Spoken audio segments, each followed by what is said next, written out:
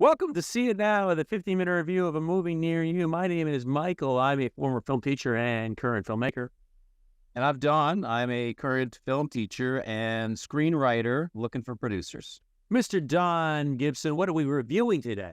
We are reviewing Bradley Cooper's biopic of Lenny Bernstein, Maestro. What is this biopic about? It's about the first, may consider the first and maybe greatest composer from the United States of America, and breaking many barriers. He was Jewish and he was homosexual, somewhat closeted, but broke some barriers. So we have a sizzling podcast coming your way. Ladies and gentlemen, let's cue the Grateful Dead. Yes. St. Stephen with a rose, in and out of the garden he goes. Country garden. Let everyone know the podcast is divided up into 5 sections. First part of the pod is what we liked about the movie. The second part of the pod is what we did not like about the movie. The third part of the pod is a review of the movie. The fourth part of the pod is a top 3 biopics this time around. And the fifth part of the pod is a review of our lunch or dinner we had the day or night we watched the movie. So there's plenty of content. We're only doing it in 15 minutes. Don, what was positive about Maestro to you? A lot of positives about this film. As a film teacher, there's so many teachable aspects to it. The cinematography is really beautiful. There's so many risks and interesting moments that are in it. The acting by Bradley Cooper, that is a dedicated man. He learns so much about Leonard Bernstein and the way he portrays the character. Carey Mulligan portrays Felicia, his wife. Her acting also is remarkable. The supporting cast, the acting is excellent. The makeup is mind-blowing, it seems. The age, we see Leonard Bernstein in many different parts of his life, and he doesn't, I can't tell where there's makeup, but there's not. And the set design, there's so many positives about this film. There is quite a few positives. I would like to focus on Bradley Cooper. You know, I did a little internet research, going to the YouTubes and the Googles, and I found a couple interviews with the old Bradley. And, you know, he did 6 years of learning how to conduct. This is one thing. He did a 2-week workshop with Carey Mulligan, just him and her acting coach, kind of like separated to kind of create this like level of intimacy and understanding. I mean, he's a real actor's actor. He worked with a voice coach in 2018 for 5 days, 8 hours a day, the same voice coach that DiCaprio worked with to get this like kind of sing-songy voice. And he went to the New York Philharmonic 4 nights a week for 3 years. That's dedication to a project, maybe an obsession. Maybe an obsession.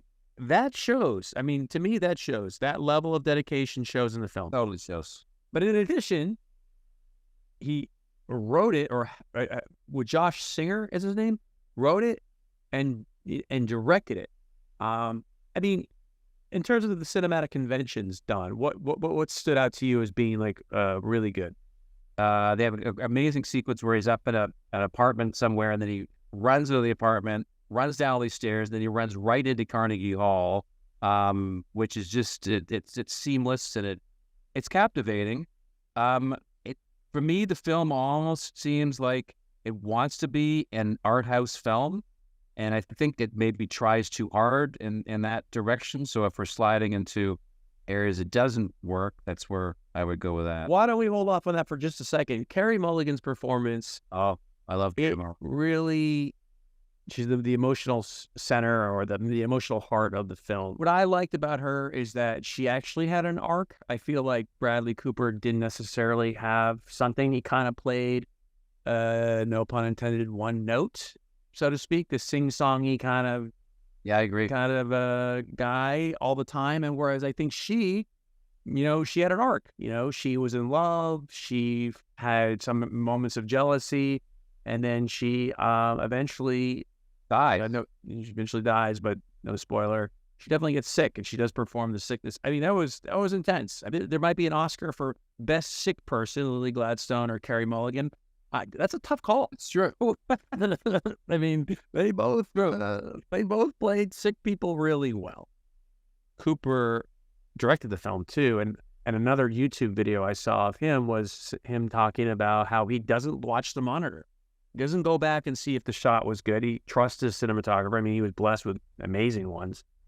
And he just kind of continues acting and continues being in character, which He's one of the guys that stays in character all the time, right? stays in character. But I think one thing that's interesting is that he doesn't, look at the monitor. I mean, that's like basically what every director does. He has no video village. He also said there's no place to sit on set. He just has everyone's up, and it's like I think he requires everyone to sort of work on the level that he's at, which I think probably is pretty tiring at times for anyone who's hungover or not having a good day. Don, what fell flat for you in Maestro? It's not compelling. It's pretty damn boring. There's no story. I had a hard time getting through the first 15 minutes, and then I settled in, and this was without a gummy, thankfully. I would not be able to have gotten through this movie with a gummy. I think Gummy would help this movie. Maybe. The cinematography was so good, but yes, again, I did feel that the performance of Cooper was flat, or at least, one note. It was good. I mean, for whatever it was, he did like an incredible impersonation of this person, but I mean, break down or have a moment.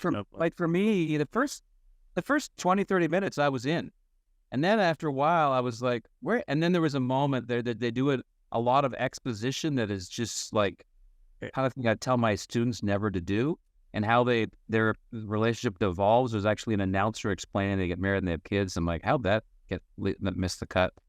But the thing that really throws me off is that, like, there's a scene of him conducting this orchestra, and in a dramatic moment later in his career at his church, and it's a well-known moment in Bernstein's career, and they just redid the event exactly perfectly. And there's a YouTube clip of it, of course, you can watch it, and then there's the original, and it's amazing. They've redone the entire thing remarkably well. And then I just wonder, so what? Why did you do that? I'm much more interested in things you don't see on YouTube, the behind-the-scenes stuff, develop relationships, story arcs, and they don't do that. They just create moments that they kind of glue them together. I mean, this podcast, we are going to agree. It was a beautiful scene. I mean, it's spectacular visually. It's like the Thanksgiving Day parade is going past the window. They're on their Upper West Side apartment. It's a oneer. It's a one shot. There's no cuts. It's wide. And it is just, I mean, Carey Mulligan's going for it, and they're both going for it. But it's a big argument. Fully just expository. It is a very weird moment. And you're guessing like his main producers are Scorsese and Spielberg. You're guessing that one of these guys is going to help him out. But I guess not. It just Scorsese's going to help him edit after making a 4-hour movie, Killer of the Flower Moon. Yeah, probably not. Scorsese is not helping him edit, and then unfortunately for Bradley Cooper, the movie lacked heart. It lacked comedy, and it just lacked a lot of these like kind of basic components to me, and it just kind of fell flat because of it. And I have to say, I thought the prosthetic, that whole controversy with the prosthetic, I understand where some of my Jewish friends are coming from to a degree, but it didn't bother me in watching the movie. I thought it actually assisted in the aging of his face. Don, we got to grade this movie. We grade movies from a scale of 1 to 10. My 1 is the Clone Wars, the second prequel in the Star Wars series. It is an awful, awful movie. Really one of the saddest moments of my life. My favorite movie is There Will Be Blood. Don, and There Will Be Blood is a 10 for me. So we rate on a scale of 1 to 10. Don, how does your scale go? My 1, I'm just change it. I've had some complaints about saying Maverick Top Gun. I love that. People have been in this. Maverick Top Gun deserves to be. It's my worst. But beside it, I'm going to put Alice, the film that Woody Allen made in the early 80s or later 80s with Mia Farrow playing Woody Allen character. And I walked out of Maverick Top Gun. That was the last movie I walked out on. That was like 30 years before. So it's awful. And my favorite film is Geary Wrath of God, Werner Herzog's opus about conquistadors going to find gold that isn't there. Don, what's your grade for Maestro? It's a tough one. I'm going to say, E for effort.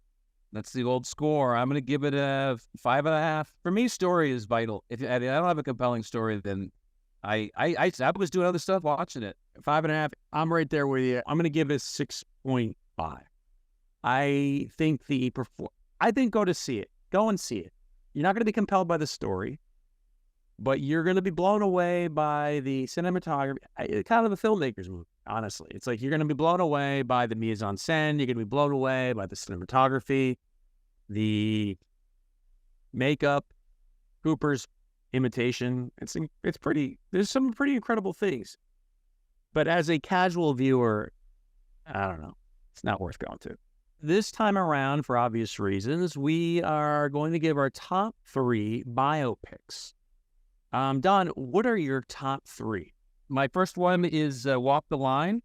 It's a film featuring Joaquin Phoenix about Johnny Cash. Wonderful film, very compelling. And then Social Network, story of Mark Zuckerberg, directed by David Fincher. Just so spot on. And then Amadeus by Milos Forman, about Mozart, and what a great story. And all 3 of them feature great characters and great stories. My top 3, and I'll start with number 3, biopics. They go like this. Ray, that is directed by the relatively unknown to me, but his name is Taylor Hackford. He has done Ray, and then he did Devil's Advocate. He's got a decent resume. So Taylor Hackford's Ray, and I would say Richard Attenborough's Gandhi, 1982, Ben Kingsley killing the role. It's one of my dad's all-time faves. Just a shout-out to my dad. And then last but not least, a little bit of a bend it. I'm bended like Beckham, but I think it's actually totally appropriate, is my boy Marty Scorsese's Raging Bull. I thought is probably the best biopic of the legendary boxer and wife beater Jake LaMotta. And talk about somebody devoted to a role like Bradley Cooper. Boy, did De Niro show devotion to a role in that film. Totally lost the weight. We have one more segment, and that is reviewing our lunch or dinner. Well, I was down in Florida when I watched this, and as I've already confessed, I watched on Netflix, not a theater, so I feel slightly bad.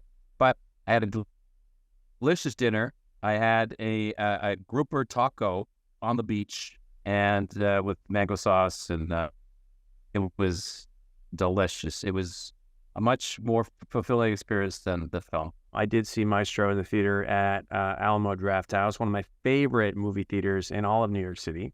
And I also went to one of my favorite bars. It was called Hollow Nickel. Hollow Nickel is on Atlantic. They have some great beer shot specials. They got some great chicken wings that I had. I had a beer, I had a shot, I had some chicken wings. It was the perfect post Maestro meal. I couldn't like anything more at the moment. Also, the bartender named Terry, who I believe works there a variety of times during the week, is a cinephile and will gladly discuss any movie you want to discuss with him while slurping your beer down. We should definitely hit up Hollow Nickel. Big shout out to Hollow Nickel. He's a cinephile? Is he in jail? He is a cinephile, and he is actually not in jail. Excellent. But that's a good one. Okay, ladies and gentlemen, the last part of the pod is that we'll tell you where Maestro is screening. We have Village East by Angelica, Paris Theater on 58th Street, Cranford Theater in West Cranford, in Cranford, New Jersey, if you want to head out there, and a couple other Jersey theaters, a New York theater, and some other Jersey theater. So it's also on Netflix. I would definitely recommend maybe checking it out on Netflix. Yeah, it kind of goes against our mantra, I have to admit. No, would you say it's a see it now or maybe see it later? Listen, if you love film, see it now. It's a lovely study in fantastic prosthetic and cinematography. See it whenever you want. I don't know. All right, that was See It Now, the 15-minute review of a movie near you. I'm Michael, and I will see you later. Get to the movie theater, people. Maybe not Maestro, but definitely get to the movie theater. Yeah, get to the movie theater. You have to go see movies. Otherwise, the industry will die. We don't want that to happen. I'm Don. And see you later. And I'm looking forward to next time. We're going to start reviewing nominations for the Oscars. Wait and see for See It Now, because we're going to do it to you. Love you, people. What is that? I don't know. That's Saint Stephen with a